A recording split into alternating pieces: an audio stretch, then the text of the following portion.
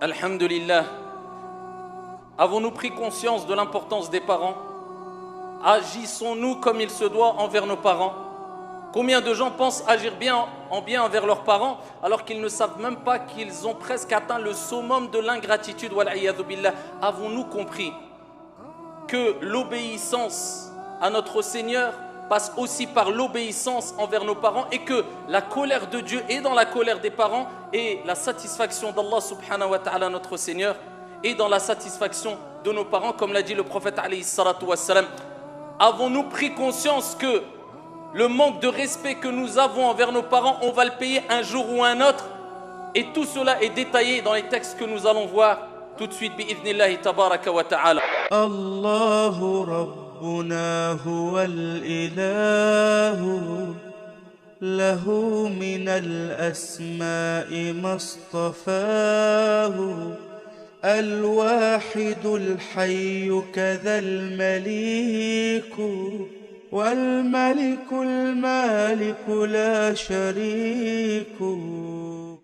أيها المصلون, il faut savoir que Dieu dit dans le Coran, et il s'adresse à l'ensemble des gens, en nous rappelant le pourquoi de la création des créatures. At-Tawhid, l'unicité d'Allah. وَقَضَى رَبُّكَ أَلَّا تَعْبُدُوا إِلَّا إِيَّهُ وَبِالْوَالِدَيْنِ إِحْسَانًا. Ton Seigneur a décrété que tu ne dois adorer que lui, un Seigneur, un Dieu unique, nul associé. Il rappelle le droit le plus important qu'a notre Seigneur sur ses serviteurs. Et tout de suite après, il lie et il a lié les deux choses pour nous rappeler l'importance de la deuxième chose avec ce qu'il y a de plus important pour nous croyants musulmans et musulmanes, at-tawhid, l'unicité d'Allah. Wa bil walidayni ihsana. Et il t'a ordonné aussi, ton Seigneur tabaraka wa ta'ala, d'agir avec le meilleur des comportements, les meilleures des moralités, le plus grand des respects envers tes pères et mères. Wa bil walidayni ihsana. Mais pourquoi Allah a lié le droit de Dieu le plus important avec le droit des parents? Pour te rappeler que, comme a dit le prophète alayhi salatu wassalam fi sahih, la satisfaction de Dieu est dans la satisfaction des parents et la colère de Dieu est dans la colère des parents. Si tu crois adorer Allah comme il se doit alors que tu manques de respect à tes parents, eh bien tu te trompes complètement, ya Abdallah. Car si tu veux parfaire l'adoration, compléter ce pourquoi Dieu t'a créé, وَمَا خَلَقْتُ الْجِنَّ وَالْإِنسَ إِلَّا لِيَعْبُدُونَ. Dieu nous rappelle qu'il nous a créés pour l'adorer. Si tu veux compléter l'adoration, eh bien tu dois compléter ton bon comportement envers ton père et ta mère. Voilà pourquoi Ibn Asim, bisanadin Hassan, il est rapporté d'après Ibn Asim avec une bonne chaîne de transmission que le prophète sallallahu alayhi wa sallam a dit, et écoutez bien, et je ne dirais pas simplement ouvrez grand vos oreilles, mais ouvrez grand votre esprit et votre cœur surtout. Il dit alayhi salatu wa sallam, 3 personnes, Allah subhanahu wa ta'ala n'acceptera d'eux ni acte, écoutez bien, ni acte obligatoire, ni acte surérogatoire. Certaines personnes passent leur journée à prier, à donner des zakat, hada halal, hada haram, hada bid'a. Et tu vois sa relation avec son père ou sa mère, hadith wala haraj. Yaqulu alayhi salatu wassalam, 3 personnes, Allah n'acceptera d'eux ni acte obligatoire et ni acte surérogatoire. Et quand il a parlé de ces 3 personnes, il a commencé par celui qui ne se comporte pas bien avec ses parents, celui qui est ingrat envers ses parents, celui qui hausse le ton envers ses parents, celui qui insulte ses parents, celui qui tourne son dos à ses parents, celui qui n'obéit pas à ses parents, celui qui hausse la voix sur ses parents, l'ingrat. Le prophète il parle de lui. Allah n'acceptera de lui ni acte obligatoire ni surérogatoire. Wa bil walidayni ihsana. Allah il a utilisé le terme ihsan, l'excellence avec tes parents. Dans le Coran, il dit, avec ton père et ta mère, tu dois atteindre l'excellence. Ensuite, le prophète, il parle de Al-Mannan. C'est celui qui, quand il fait du bien, il le répète aux gens, et alors qu'il n'a aucune raison de le faire. Et il dit celui qui dément le destin. Et il commence par quoi dans ce hadith? Celui qui manque de respect à ses parents, ayyuhal akhyar. Et Allah, tabaraka wa ta'ala, il dit dans le Coran, après qu'il nous ait ordonné d'agir avec l'excellence, le meilleur des comportements avec son père et sa mère, إما يبلغن عندك الكبر أحدهما أو كلاهما فلا تقل لهما أف. Il dit si un, deux ou les deux, ou bien les deux, un, deux ou les deux, imma yablughanna inda man indak. Atteindre la vieillesse chez toi. C'est pas tu les balances dans je ne sais quel endroit, chez toi. Comme ta mère, elle t'a changé. Comme ta mère, elle t'a débarrassé des impuretés. Comme ta mère, elle s'est levée la nuit alors que tu dormais ou tu pleurais. Elle s'est privée de nourriture pour que tu puisses manger. Ton père a travaillé pour que tu aies le meilleur des conforts et fasses les meilleures des études. Et il a trimé toute sa vie. Eh bien toi, quand ils atteignent l'âge de la vieillesse, indak, c'est chez toi. C'est pas chez Foulan ou la Allan ou dans tel endroit ou je ne sais quoi, où tu le visites une fois tous les... Chez toi. S'ils atteignent la vieillesse chez toi, tu fais devancer tes parents. S'ils n'ont nulle part où aller et il faut quelqu'un pour s'occuper d'eux, tu les réceptionnes chez toi et tu t'en occupes. Indak. Allah il dit, il parle de manière naturelle, notre Seigneur, parce que c'est quelque chose de naturel normalement. S'ils atteignent la vieillesse, un des deux ou les deux, chez toi, auprès de toi, ça ne s'arrête pas là. Il a utilisé un terme, notre Seigneur, dans le Saint-Coran, qui est compris par tout être humain, peu importe sa langue. Subhanallah. Une kalima, une parole, un son. Il n'a pas dit si tu leur dis tel gros mot, tel insulte. Non. Fala taqul lahuma ouf. Quelle langue, quel pays ne comprend pas ce terme ouf, un soupir. Allah, il a utilisé juste le soupir. Que dire de celui qui répond à son père, qui ne visite pas ses parents, qui insulte ses parents, qui fait devancer je ne sais qui sur ses parents, qui ont tout sacrifié pour lui. Allah, il dit ouf. Ça fait partie des plus grands péchés en islam. فَلَا تَقُلْ لَهُمَا ouf وَلَا تَنْهَرْهُمَا. Ne les brusque même pas. Et dis-leur, prononce des paroles. وَقُلْ لَهُمَا قَوْلًا كَرِيمًا.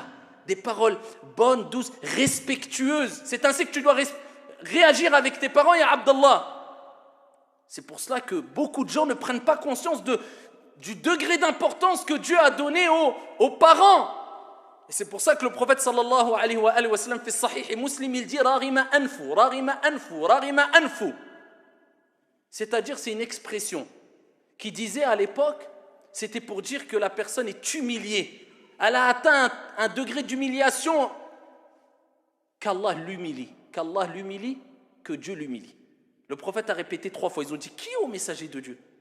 Man ya Rasulallah. Le prophète alayhi salatu wa sallam dit celui qui a auprès de lui ses parents âgés et avec cela il ne rentre pas au paradis.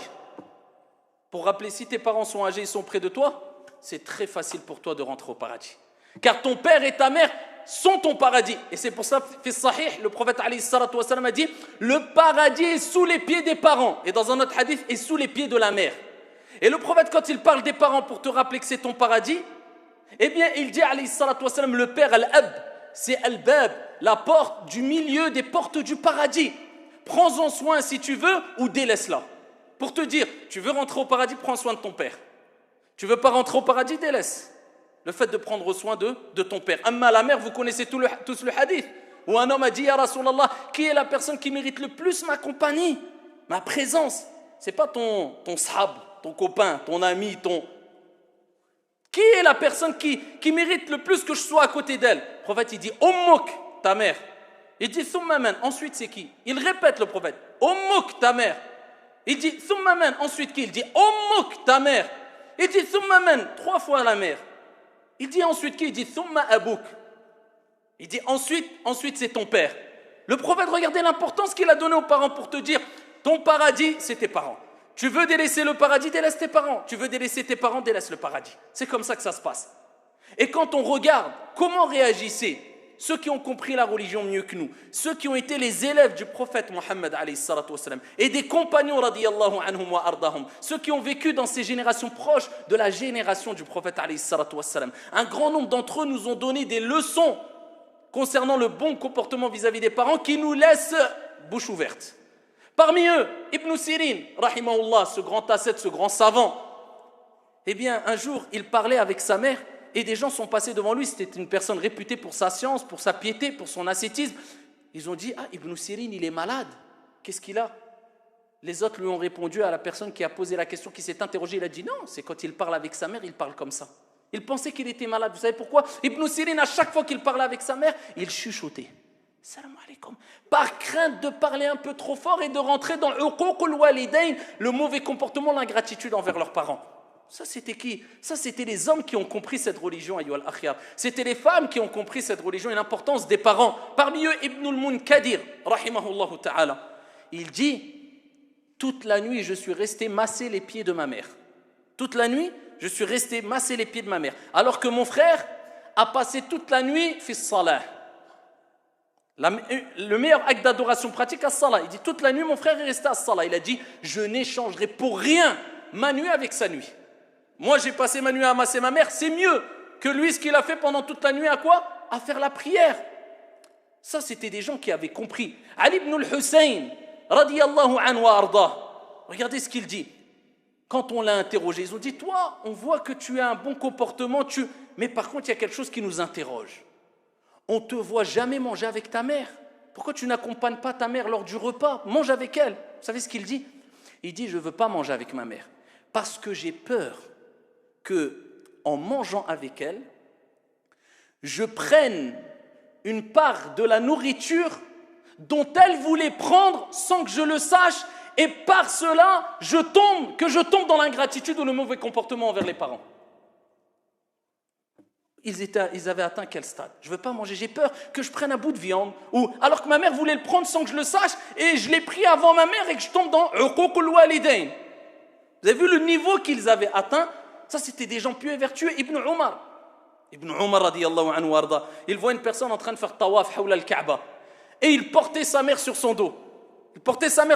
Il tourne et il dit à Ibn Umar, ce grand compagnon, fils de Umar ibn al-Khattab, il dit, est-ce que en faisant ça, est-ce que j'ai récompensé quelque part, j'ai été reconnaissant envers ma mère qui m'a porté, elle, dans son ventre?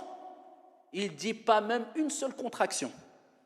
Il dit, tu la portes, tu fais tawaf, tu crois que tu l'as récompensé?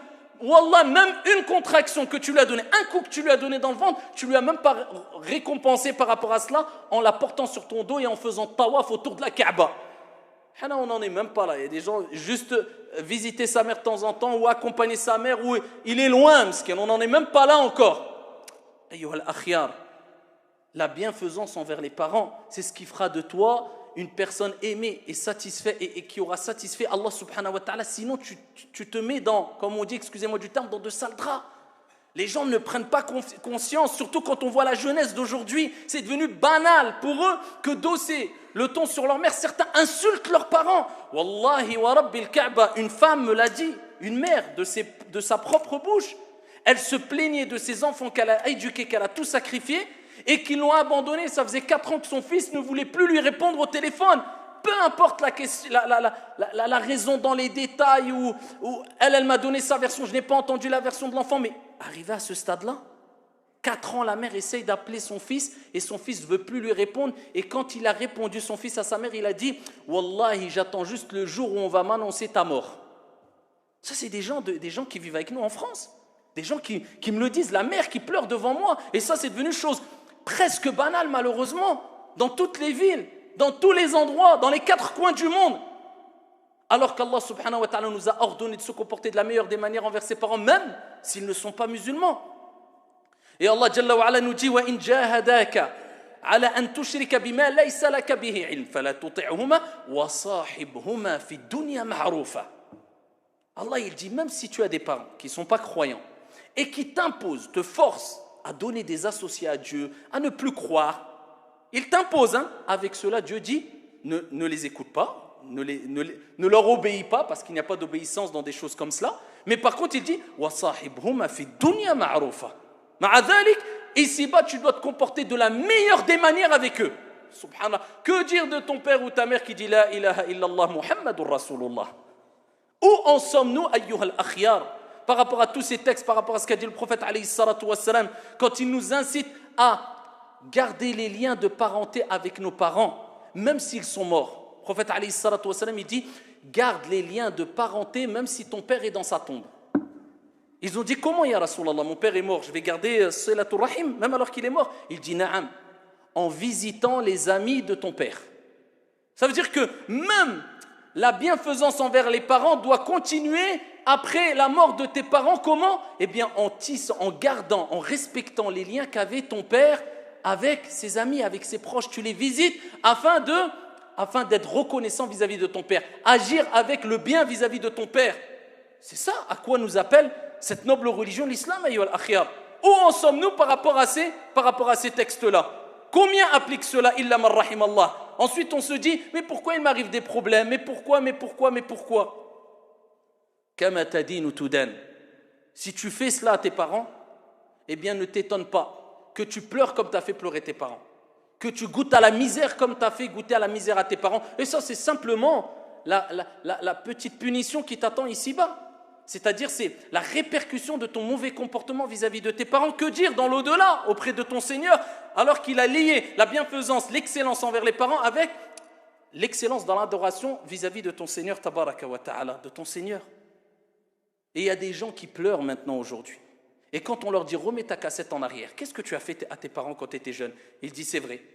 Voilà, c'est vrai, je paye la facture. Parce qu'on a tendance à oublier le verset que je répète souvent, فَمَنْ يَعْمَلْ مِثْقَالَ ذَرَّةٍ خَيْرًا يَرَى وَمَنْ يَعْمَلْ مِثْقَالَ ذَرَّةٍ شَرًّا يَرَى فِي الدُّنْيَا قَبْلَ الْآخِرَةِ. Tu as fait le poids d'un atome de bien, tu le verras ici-bas avant le delà. Et le poids d'un atome de mal, tu le verras ici-bas avant le delà. C'est toi, tu payes la facture de ce que tu as fait à quoi? À tes parents. Il n'est jamais trop tard.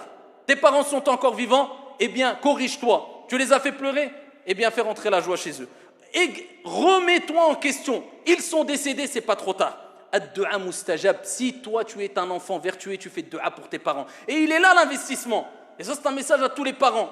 On veut des enfants qui excellent à l'école. Ingénieurs, médecins, peu importe. Qui aient un bon comportement. Qui soient respectueux vis-à-vis des gens de manière générale. Peu importe leur confession, leur croyance, leur idéologie.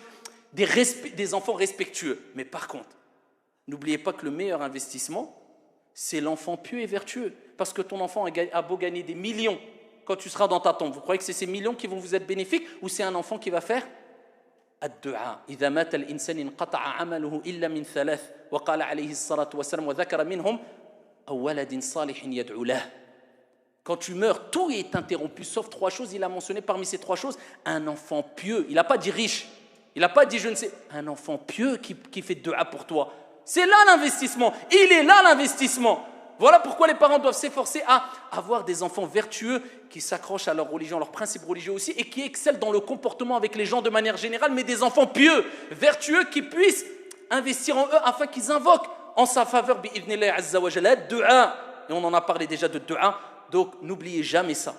L'investissement réel, il est dans le fait d'avoir des enfants pieux et vertueux. Et plus tu te comporteras mal avec tes parents, et plus cela se répercutera avec tes enfants, et plus tu te comporteras de manière excellente avec tes parents, et plus tu as de chances que tes parents t'honorent et t'assistent, même quand tu seras vieux, et tu chercheras assistance à droite et à gauche, tout le monde te fermera la porte, si ce n'est tes enfants, par le fait ou parce que simplement tu as agi avec bonté envers tes parents. Donc, à tous les jeunes, je profite ici de cette assemblée particulièrement parce qu'on est en période de vacances scolaires.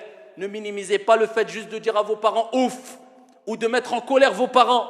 La colère de Dieu est dans la colère des parents. Et la satisfaction d'Allah subhanahu wa ta'ala, elle est dans la satisfaction des parents.